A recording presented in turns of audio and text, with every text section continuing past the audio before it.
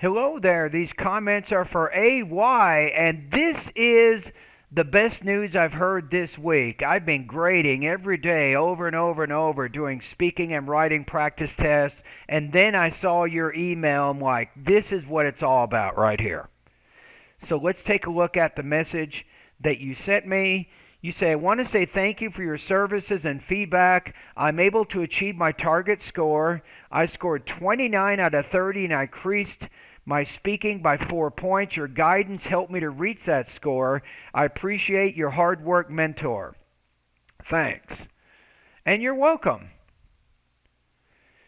Your score on March 27th, 2021, according to the ETS's report here, you got 99 on overall. You got 22 on the speaking, 23 on the listening, 29 on the speaking.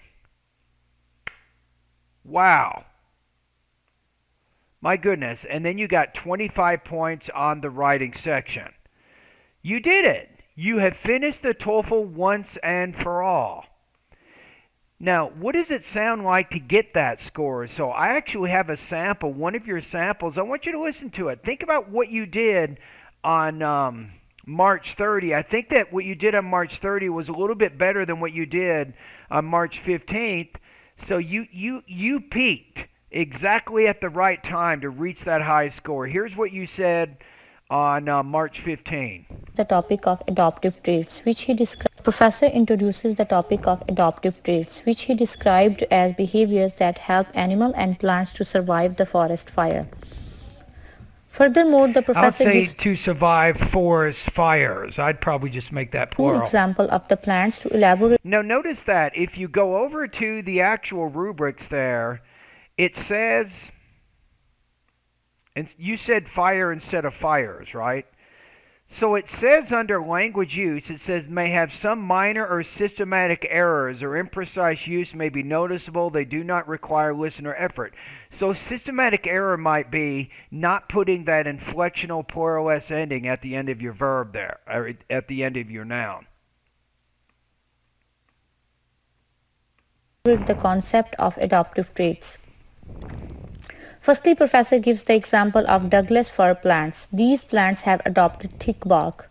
That bark provides them insulation and prevents them away from the fire. On top of that, these bark also preserve water and... Well, how does that bug prevent from fire? So there's something you're not telling me, so to help me understand nutrients that are essential for the plant's growth. Secondly, professor gives the example of pine trees to expand the concept of adoptive traits. The professor explains that these plants grow in such a way that their lower branches are far above the ground.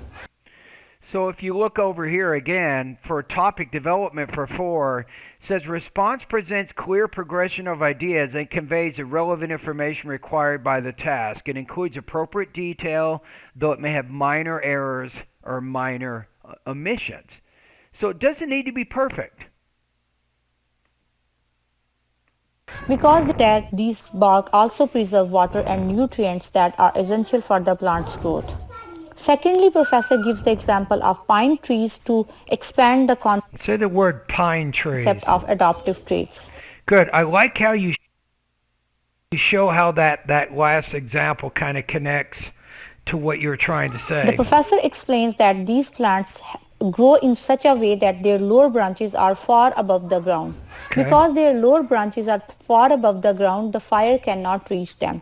And plants are able to protect their crown and other essential parts from the fire. This is how professor explains. Okay, so let's take a look again. So if we look under general description, you have highly intelligible, exhibit sustained, connected discourse. So your response that you did on March 15th, it means that you didn't have a lot of pauses and hesitations in there. When you took the TOEFL test, that's exactly what you did. Remember that SpeechRadar, the artificial intelligence program that listens to you, they're really going to monitor that sustained coherent discourse. So speech is generally clear, fluid, and sustained. Generally means not completely. You have minor lapses or minor difficulties with pronunciation or tone, Pace may vary at times as you attempt to recall information. Overall intelligibility remains high. And then with language use, you have good control of basic and complex grammar that allow for coherent, efficient, automatic expression of relevant ideas. Contains generally effective word choice. Though some minor or systematic errors may be noticeable, they do not require effort or obscure meaning. So we pointed out sometimes with the plural s or the third person present singular s ending, you don't always put those inflectional endings at the ends of your nouns or your verbs, but the TOEFL considers those systematic errors. So that didn't really affect your score. Then you have clear progression of ideas, appropriate detail, and so on. So what does it mean to you?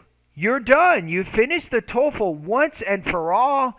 And wow, what a tremendous effort you did on March 30. So congratulations again. You have now finished the TOEFL forever. So good job on that. Now anybody at YouTube, what can you do here? What can you learn from this video? You can learn that if you practice and you get the right feedback, and then you make a few changes and you do more practice tests, eventually you will reach your goal. The student in this video, you saw her report, you saw her email, you saw her results. So she improved her TOEFL from 25 to 29. She did this in about 4 weeks' time. It's not that difficult. All right, thanks everybody. Subscribe to my YouTube channel. You get great content. You get more success stories. You'll see me interact with my students, right? Like this video. And then post this video at your social media somewhere.